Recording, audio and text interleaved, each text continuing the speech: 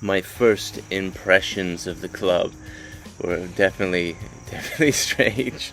I remember playing touch and making some mistakes and people just screaming at me and yelling at me, and I was like, whoa. I was like, I don't know about this. I remember a fight breaking out over something. I mean, we're playing touch. These guys are punching each other in the face. It was like, I remember a fight broke out. Someone fell down, and another guy kicked him when he was on the ground, and then they started punching each other, and I thought, I'm like, these people are fucking lunatics. I remember the touch finishing, and everyone kind of went and jumped. Everyone kind of jumped the fence, and then kind of cooled off and cleaned off in the swimming pool. Dean had tapped the keg, might have been a week old or so, but it was cold, and fired up the grill with some burgers, and all these lunatics who had just been kind of kicking each other on the ground and punching each other, turned out they were all actually best mates, and they just didn't play well together at times. My first memories of the club were how much different I thought we were than some of the other clubs in the Met Union at the time. I always thought we were much more of a bunch of friends playing rugby and playing very competitive rugby. Some of the other clubs in the Met Union at the time were much more trying to get guys to come in, they'd play for a season, they'd leave. My very first memories is the very first practice I attended. It was at a school, I think high school, Greenwich High School. It was led by Skip from New Zealand. I was impressed with the level of skill, but also just how much fun we had during that practice session. My first memory of the club was actually coming to some of the men's games back at Fox Lane and some of the other practices. It was really cool to see. I hadn't really known that there was a local club, so finding you guys was really great because it gave me a whole new set of friends. I had heard of White Plains. At Greenwich High, we had toured Wales, and we played Abercorn, Wales. A couple years later, we had heard Abercorn was coming to the States, and they were playing a local team, White Plains. We all went to go watch that game, and I'm telling you, I've never seen a more crazier, physical, brutal game. My very first game with White Plains, I got concussed at some point, and at the end of the game didn't know if we won. I was playing second row with Dean.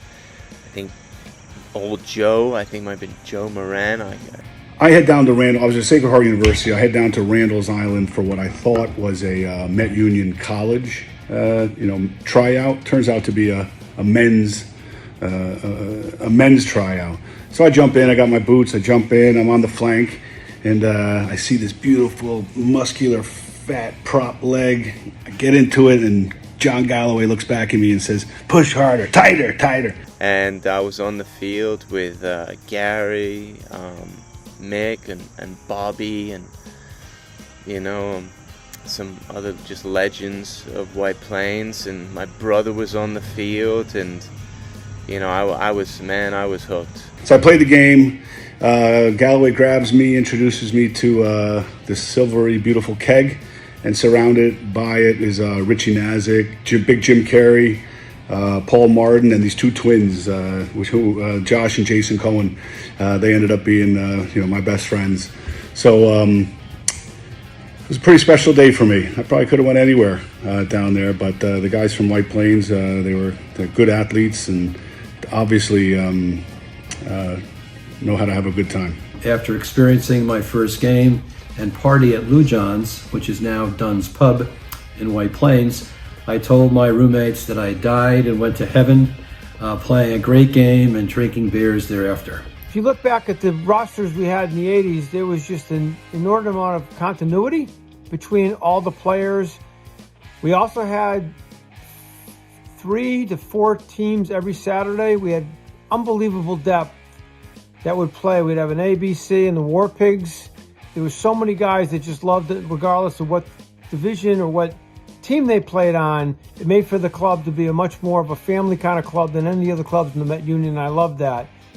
What also struck me very early on with White Plains was the camaraderie within the club. There was a lot of fun touch games with old boys, young people, different skill levels, just getting together and having fun together as a club. This club has really some of the best people I've ever met. All the women on this team are amazing. All the guys that I've met on the current team that I've known since being with the club, and all the old boys that I've met have been more than welcoming. This is an insanely diverse and open club, and I just love the way that we are able to build. My mother had passed away when I was 17, and joining a community there with men, successful lunatic men, was comforting to me. We are without a doubt a massive club, and we are one of the best clubs with one of the greatest traditions in the tri-state area. What also struck me was the commitment to JoJo, putting on the JoJo tournament every year, and just the overall commitment from the club towards JoJo and his family. What the club did for JoJo, from the day he was injured on a rugby pitch to his passing last year, was just astronomical. In addition, I was asked to be a trustee for the JoJo Moore Trust, and it has kept me engaged with the club and, most importantly, with JoJo's family. He was a tremendous human being, and I believe he has helped us all in becoming better people when dealing with unfortunate circumstances that can happen during one's lifetime. I had heard about JoJo and the pure driven commitment to make sure that he was taken care of, and Peg and his family. It was just a different place. I was just super impressed by it, and again, White Plains likes to win. Bobby Blues and I were talking this week about playing down in North Carolina at some tournament, and of course we're out there playing against apparently some team from England that was supposed to be pretty good, and had some apparently legendary players or whatever, and I don't think we ever let them touch the ball in the entire scope of the game. They would kick off to us, we'd score, and Mickey Fanning, with that great voice of his, would scream out, and they got to kick it to us again. And they did, and we score again. And it was only after the game people would come up to us and go, you guys know who you just beat, right? And of course, we had no idea. We won the 4 Leaves tournament one year, which was definitely a highlight.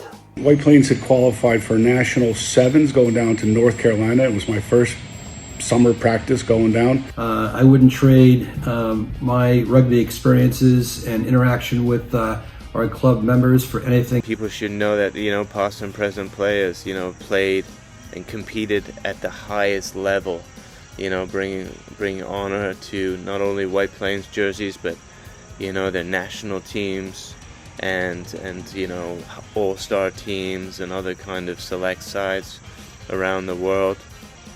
People should know, especially the people that are playing, that wearing the jersey is a privilege. That every time you put on a White Plains jersey, it should drive you to bleed blue with your intensity and effort. And most importantly, people should know that White Plains is a family. It is the quality of the individuals who make up the club.